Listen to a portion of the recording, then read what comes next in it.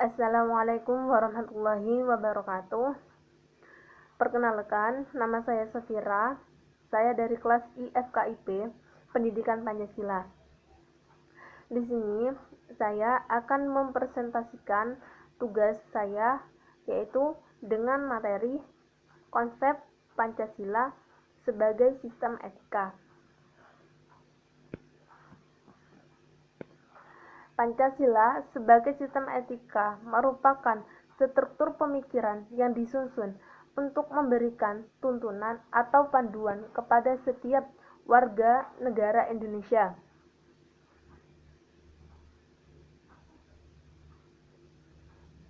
Dalam bersikap dan bertingkah laku, Pancasila sebagai sistem etika dimasukkan untuk mengembangkan dimensi moralitas dalam diri setiap individu sehingga memiliki kemampuan menampilkan sikap spiritualitas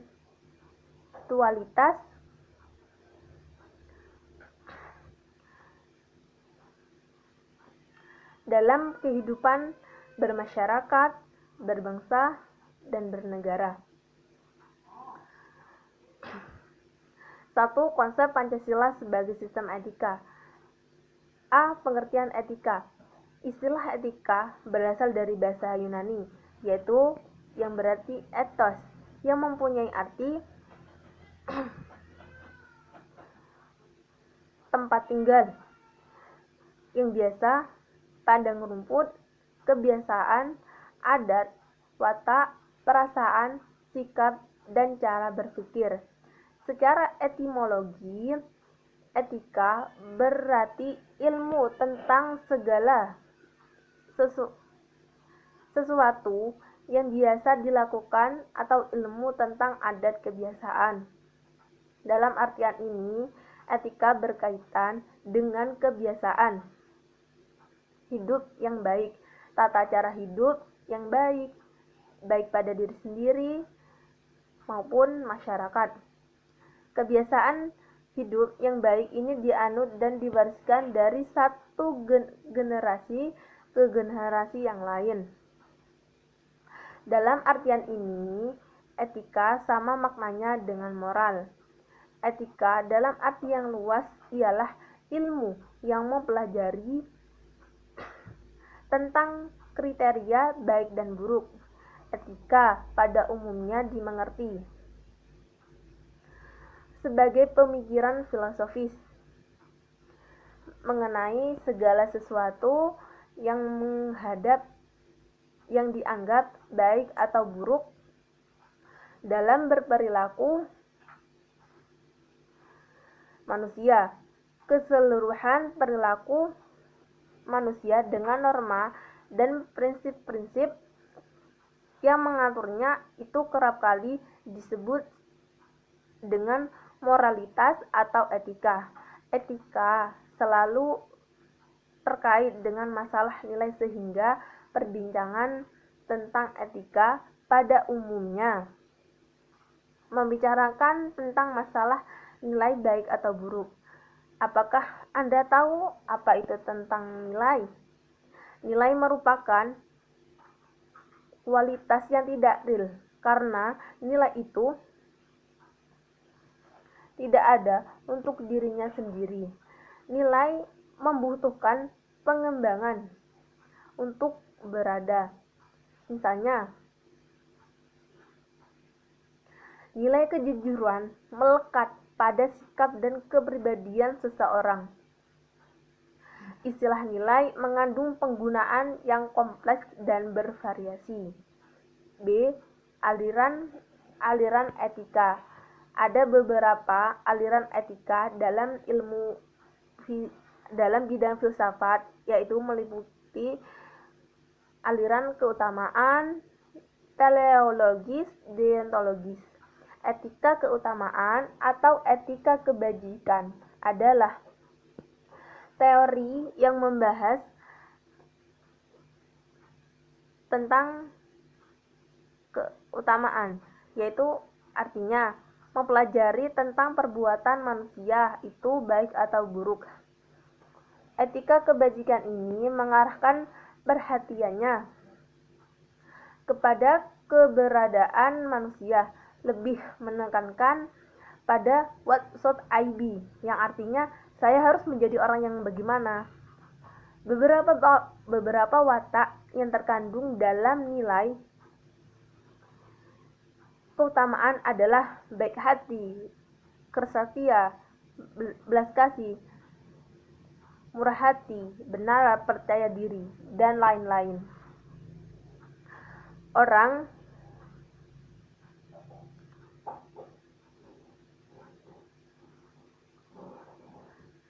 yang memelihara metabolisme tubuh untuk mendapatkan kesehatan yang prima juga dapat dikatakan sebagai bentuk penguasaan diri dan disiplin. Etika teleologis adalah teori yang menyatakan bahwa hasil dari tindakan moral menentukan nilai tindakan atau kebenaran tindakan dan dilawan dengan kewajiban. Contohnya, seseorang yang mungkin berniat sangat baik atau mengikuti asas-asas moral yang tertinggi akan tetap hasil tindakan tersebut dinilai secara moral sebagai tindakan yang tidak etis. Etika teleologis ini menganggap nilai moral dari suatu tindakan dinilai berdasarkan pada efektivitas tindakan tersebut dalam mencapai tujuannya. Kemudian, etika teleologis ini juga menganggap bahwa di dalamnya kebenaran dan kesalahan suatu tindakan dinilai berdasarkan tujuan akhir yang diinginkan. Aliran-aliran etika teleologis meliputi eudaimonisme, hedonisme, dan utilitarisme. Etika deontologis adalah teori etis yang bersangkutan dengan kewajiban moral sebagai hal yang benar dan bukannya membicarakan tujuan atau akibat. Kewajiban moral bertalian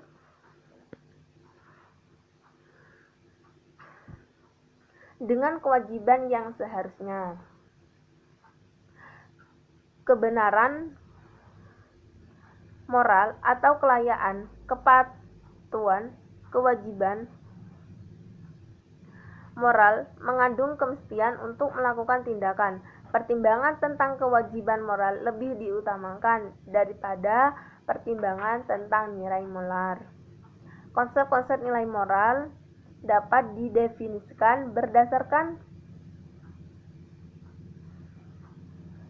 pada kewajiban moral atau kelayaan rasional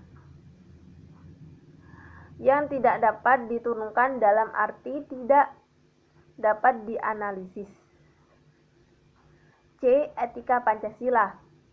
Etika Pancasila adalah cabang filsafat yang dijabarkan dari sila-sila Pancasila untuk mengatur perilaku kehidupan bermasyarakat, berbangsa, dan bernegara di Indonesia. Oleh karena itu, dalam etika Pancasila terkandung nilai-nilai ketuhanan, kemanusiaan, persatuan, kerakyatan, keadilan.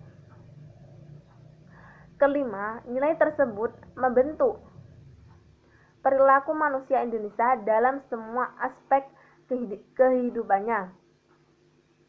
Sila ketuhanan mengandung dimensi moral berupa nilai spiritualitas yang menekankan manusia kepada Sang Pencipta, ketaatan kepada nilai agama yang dianutnya. Sila kemanusiaan mengandung dimensi moral berupa mengandung dimensi humas, artinya menjadikan manusia lebih manusiawi, yaitu upaya meningkatkan kualitas kemanusiaan dalam pergaulan antar sesama. Sila persatuan mengandung dimensi nilai, solidaritas, rasa kebersamaan, cinta tanah air. Sila kerakyatan mengandung dimensi nilai berupa sikap menghargai orang lain, mau mendengarkan pendapat orang lain, tidak memaksa kehendak kepada orang lain. Sila keadilan mengandung dimensi nilai mau peduli atas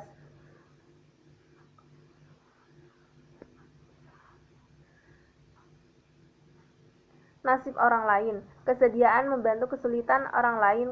Etika Pancasila itu lebih dekat pada pengertian etika keutamaan atau etika kebajikan. Meskipun corak keduanya mainstream, yang lain deontologis dan teleologis termuat pula di dalamnya. Namun etika keutamaan lebih dominan karena etika Pancasila tercermin dalam 4 tabiat saleh, yaitu kebijaksanaan, kesederhanaan, keteguhan, dan keadilan.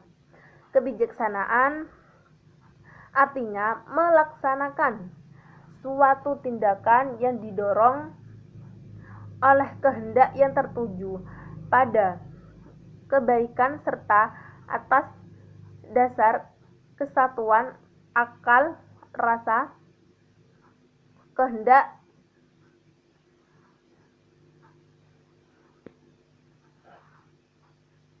yang berupa kepercayaan yang tertuju pada kenyataan mutlak dengan memelihara nilai-nilai hidup kemanusiaan dan nilai-nilai hidup religius. Kesederhanaan artinya membatasi diri dalam arti tidak melampaui batas dalam hal kenikmatan. Keteguhan artinya membatasi diri dalam arti tidak melampaui batas dalam menghindari penderitaan.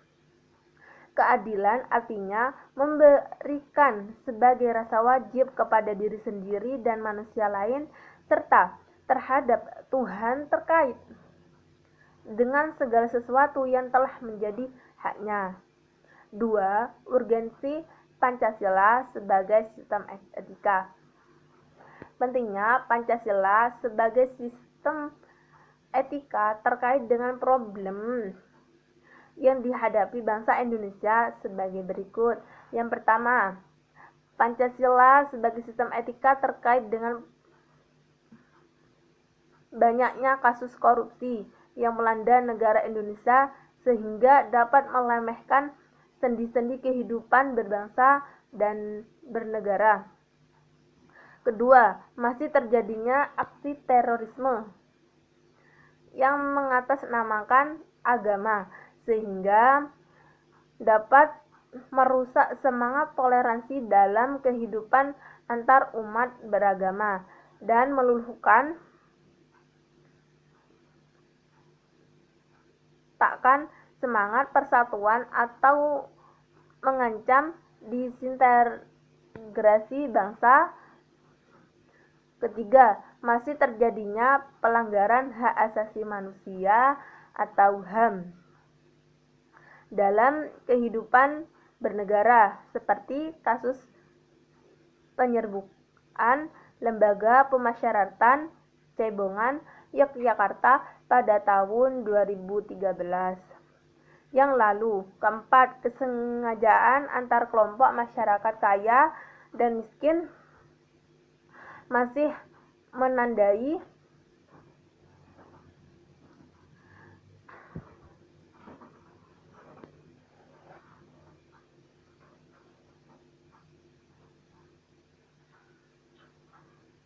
kehidupan masyarakat Indonesia.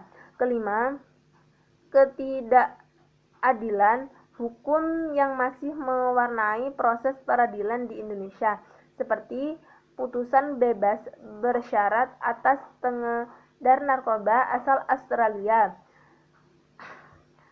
secampur Corby. Keenam, banyaknya orang kaya yang tidak bersedia membayar pajak dengan benar, seperti kasus penggelapan pajak oleh perusahaan. Kesemuanya itu memperlihatkan pentingnya dan mendesaknya peran dan kedudukan Pancasila sebagai sistem etika karena dapat menjadi tuntunan atau sebagai leading principle bagi warga negara untuk berperilaku sesuai dengan nilai-nilai Pancasila. Etika Pancasila diperlukan dalam berkehidupan, bermasyarakat, berbangsa, dan bernegara. Sebab berisikan tuntunan nilai-nilai moral yang hidup. Namun diperlukannya kajian kritis rasional terhadap nilai-nilai moral yang hidup tersebut agar tidak terjebak ke dalam pandangan yang bersifat mitos. Misalnya, korupsi terjadi lantaran seorang pejabat diberi hadiah oleh seseorang yang diperlukannya bantuan atau jasa si penjabat agar usahanya lancar. Si penjabat menerima hadiah tanpa memberikan alasan orang tersebut memberikan hadiah. Demikian pula halnya dengan masyarakat yang menerima sesuatu dalam konteks politik sehingga dapat dikategorikan sebagai bentuk suap. Sekian presentasi dari saya. Apabila ada kata-kata yang kurang berkenan, saya mohon maaf. Wabillahi taufiq wal hidayah. Wassalamualaikum warahmatullahi wabarakatuh.